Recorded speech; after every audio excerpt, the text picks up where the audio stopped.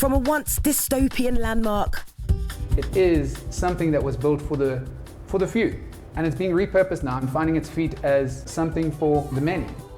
To the pyramids of Egypt. Wow, that is awesome. Seeing them in real life is so cool. From a wrestling ring in Sudan. These guys going pretty hard. To gorillas in the clouds. My mind is just absolutely blown. They are so beautiful. Coming up this week, a look back at some of our favourite African adventures.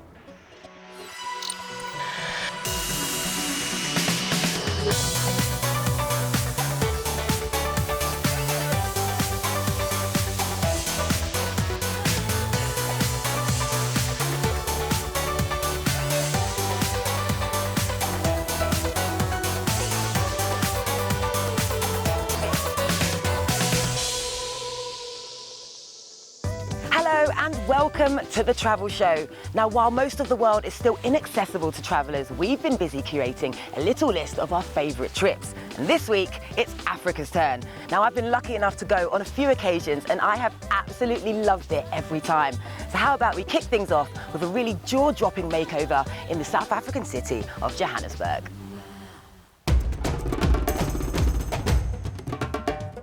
Johannesburg is South Africa's largest city. It grew at a startling rate after the discovery of gold in 1886. Scores came from across Africa and beyond to seek their fortune, but while many white prospectors got rich, the black workers suffered in poverty. In the late 1940s, inequality became law under the notorious apartheid regime, which lasted for nearly 50 years until Mandela was elected president. By that time, decades of industrial decline and international sanctions had damaged Johannesburg's economy and crime was widespread. The city came to be known as one of the most dangerous places on earth. But in recent years, there's been a drive to change all of that, and previously abandoned neighbourhoods like this one are now on the tourist trail. Perhaps the most visible symbol of Johannesburg's regeneration, though, is in Berea, a few miles away. Towering over the skyline is the continent's largest residential skyscraper, Ponte City. At more than 500 feet tall, with an iconic circular design, Ponte offers stunning views over Joburg. Now, tourists can visit a converted apartment on the 52nd floor. All right, morning everyone. Welcome. Delala J, the social enterprise that operate the tours, is run by a former resident. I moved here in 2012 after doing a story on what is this infamous landmark on the Johannesburg skyline. Ponte opened up its doors in 1975, and you know, it was built for the top 1% of society. There was saunas, there was wine cellars.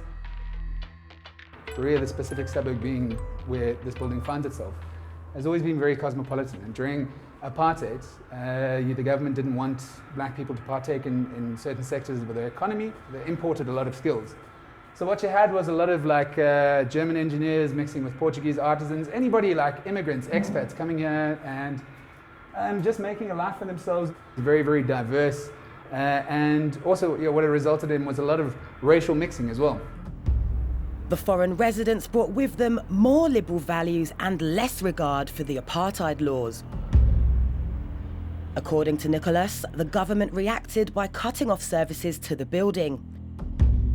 As many white residents left for the suburbs, Ponte's fortunes declined. No running water, no electricity, and this is when you hear the really crazy ass stories that we were brought up on in Johannesburg in the 80s and the 90s about this building being the place where angels fear to tread,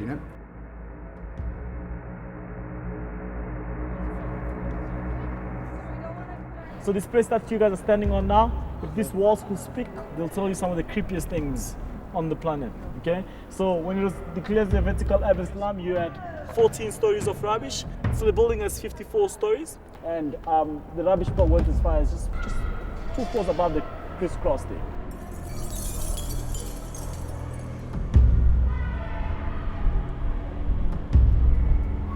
It's just unbelievable to think of everything that's happened here. There's a real haunting feeling down here.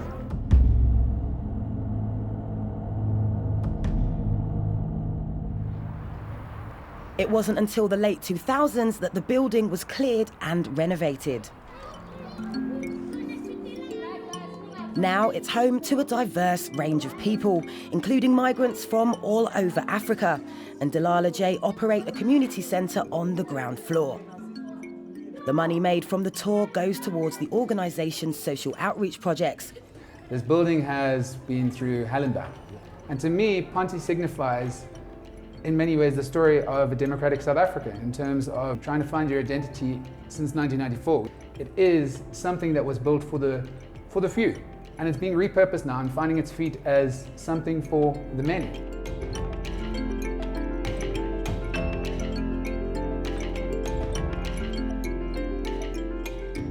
The spectacular Ponte City. Next up, we cross the entire length of the continent to Egypt, when Ade went behind the scenes in Cairo as they prepared to open the doors to one of the biggest archaeological museums in the world. The ancient Egyptians built these pyramids as elaborate tombs for their rulers or pharaohs, some 4,500 years ago. They've become the calling card of Egypt's tourism. Wow, that is awesome. Seeing them in real life is so cool.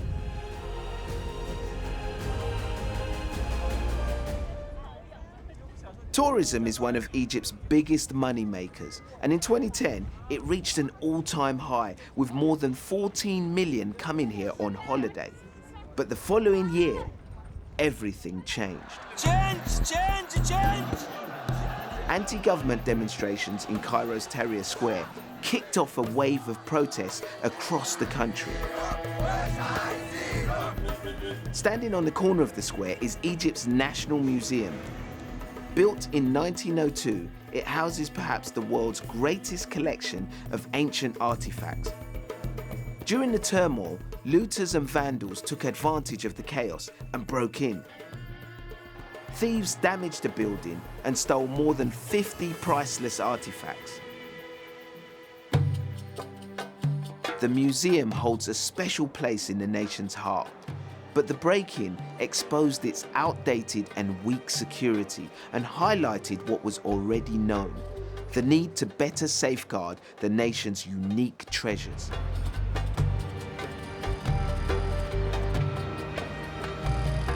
Here in the shadow of the pyramids, a new ambitious project is entering the final stages of construction. The Grand Egyptian Museum will be equipped to take the country's ancient treasures way into the future. It will be the biggest archaeological museum in the world. This place is absolutely enormous. The footprint is 500,000 square meters. There are over 3,000 laborers working here 24/7, and it cost over $1 billion to construct. Now, for the first time, over 5,000 objects discovered in the boy king's tomb will be on display to the public. This is one of my favorite pieces. It's one of the chariots of King Tutankhamun. So we are pretty much looking at a 3,500-year-old artifact, but in perfect condition, intact, as it was. If we consider the 3,500 years, it's in a perfect condition. Restorers in these specially built labs are using the most advanced technology in the world to prepare the artifacts for display. More than 2/3 of the objects from Tutankhamun's tomb have been hidden away in boxes since their discovery by Howard Carter almost 100 years ago. With assurances of increased security, it's hoped that this new centre, dedicated to Egypt's unique history, will finally help to encourage tourists to come back.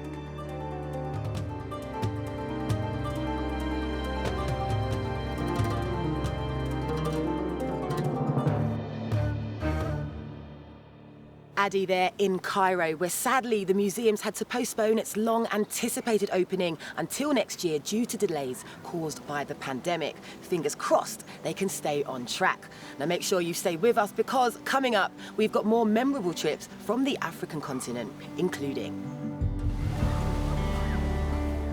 when Ade explored Ghana's dark colonial past as it celebrated 60 years of independence. You just can't stop looking at all of their faces. They've all got individual expressions of pain. And when I met the former poachers now responsible for protecting Rwanda's majestic primates. I spy a gorilla. So don't go away.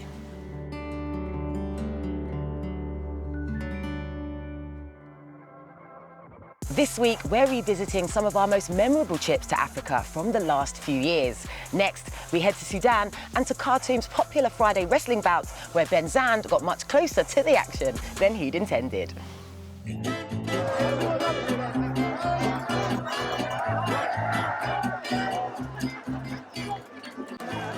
Every Friday at 4 p.m. in Hedges, Khartoum, this ancient sport, originally thought up by Nubian pharaohs, is still being practiced. For thousands of years, wrestling has been a fixture amongst the Nuba tribes in Sudan. The Nuba are originally from the Nuba Mountains in southern Sudan. But now, as unrest pushes them away from their homeland, the sport has found another home in the capital. And for the locals, it's a huge event. These guys go in pretty hard. I probably should try it out, but I'm not going to. I was happy I was only a spectator. But quickly, I realised the organisers had other plans. I'm usually up for doing a lot of things, but wrestling a guy in front of about 2,000 people is a bit further than what I usually go, so I'm a bit nervous. The guy is kind of scary. Then it was time to head out into the arena. Oh God, wish me luck. Wish me luck. Oh no, they actually think this is like Britain against Sudan. Everyone saw it's a terrible decision. What? Is it? I am very scared. I'll shake his hand. I don't even know what the rules are. I actually don't know what the rules are. This is going to end so badly. It actually started quite well. That's until my opponent took off his shirt in a display of Ultimate Warrior in this man-on-man deathmatch. How did this happen? I spent the duration of the match running away from the opponent. I'd learned later that you're not really meant to move backwards, only forwards, but they let me off as I was new to it and they probably knew I was going to lose. As things heated up, I used my premium agility skills to dodge my opponent's attempt to bring me down. With the crowd on my side, I decided to go in for the kill.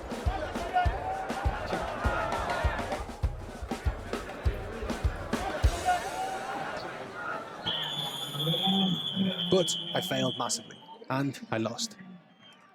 As it was all over, I was happy I could now retreat to the changing room and think about what I had just attempted. But in a celebration of British-Sudanese relations, my opponent decided the parade around the arena would be more suitable.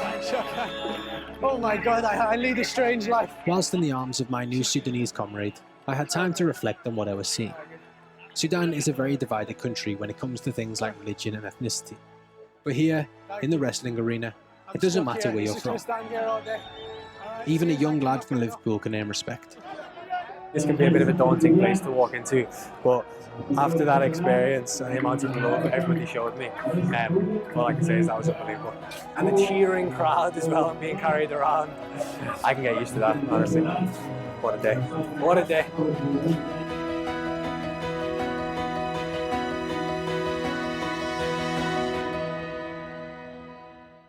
Better luck next time, Ben. Next up, when Ade visited one of Africa's most disturbing sites in the wake of Ghana's 60th year of independence. 60 years ago, in 1957, the British Gold Coast broke away from centuries of colonial rule. It became the Republic of Ghana. It was a peaceful transition, and Ghana's independence, the first to be declared in sub-Saharan Africa, inspired other states to do the same thing. Look carefully around Accra and you'll see signs of this anniversary year everywhere. This is a really powerful piece of work.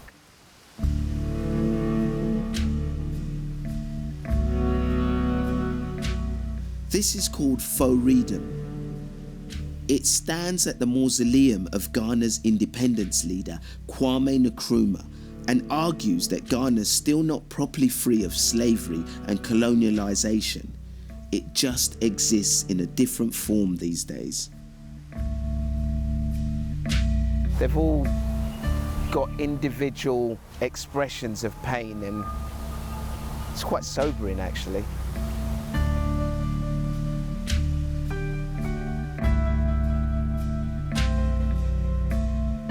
Ghana was right at the centre of the slave trade. Its most powerful remnants lie a few hours east of here in the old colonial capital, Cape Coast, which is where I'm going next. It's estimated that in total around 11 million people were taken from Africa bound for the Americas.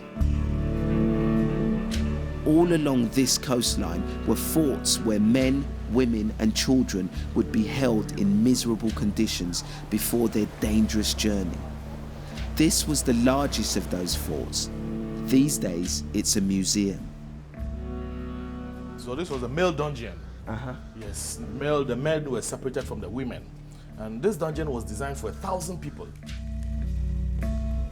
A few years ago, during restoration works, archaeologists took up and examined some of the materials on the floor. So they left a small portion of it here to probably tell the rest of the story. So this is made up of feces, blood, decomposed bodies, clothes.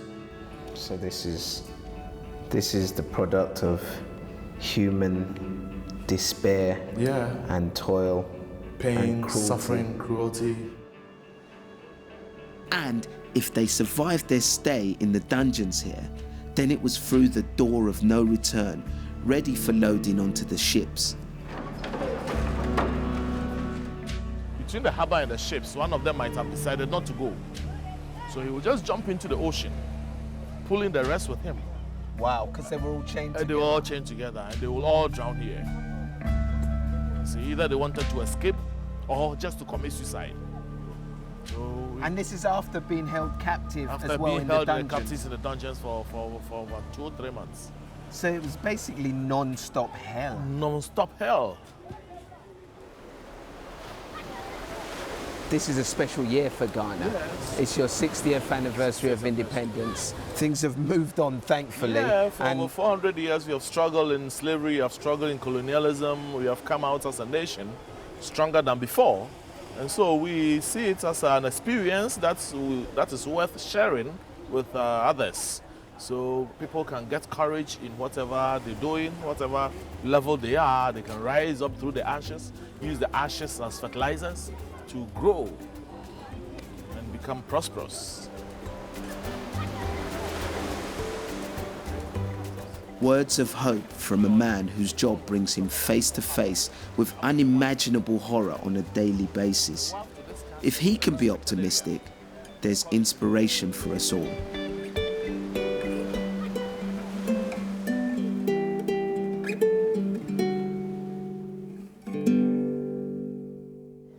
Ade there in Ghana. Now I want to end the show with a trip that I will never forget when I visited Rwanda to meet the people monitoring the country's growing gorilla population.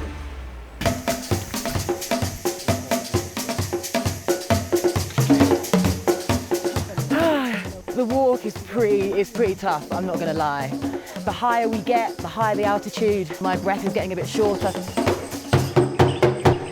3 hours and 4,000 meters above sea level, and I was beginning to fear I might not ever find a gorilla. Oh my God, it's just there.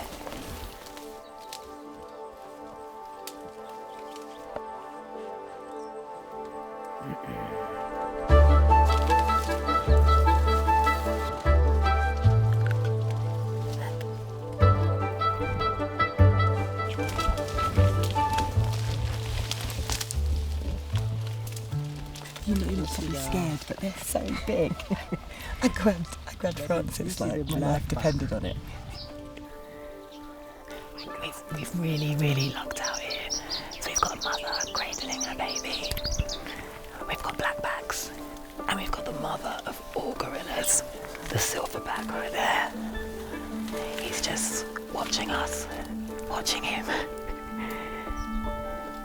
I can't believe we're this close. My mind is just absolutely blown. They are so beautiful.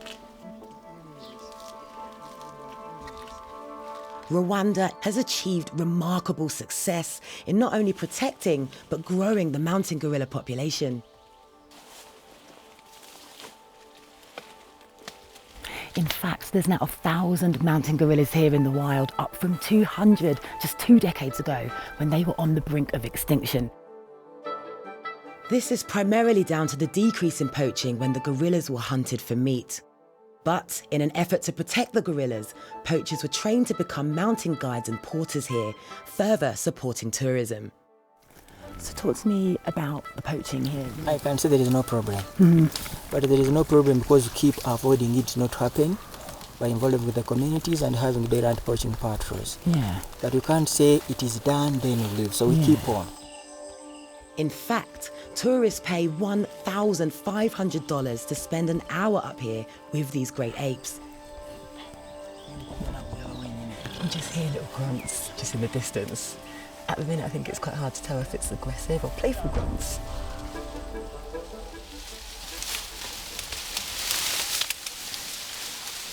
Wow, how did you feel when the gorilla came out of nowhere and jumped out at you?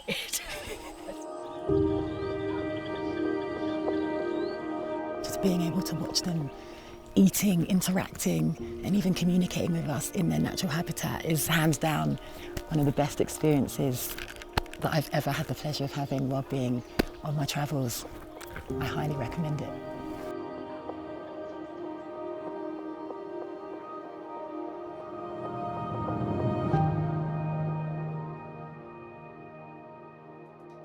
I still get butterflies just thinking about how incredible that experience was. Well, sadly, that's all we've got time for this week, but do join us again next week when they're big, they're hungry, and they're incredibly grumpy. Krista's in Germany to find out why these creatures have been causing havoc for some holiday makers this summer. You think you're going to tracking animals, it's going to be like tiny little paw prints, footprints. No, it's just absolute chaos. And remember to follow us in all the usual places by looking for BBC Travel. So from me, Lucy Hedges, and the rest of the Travel Show team here in London, it's goodbye.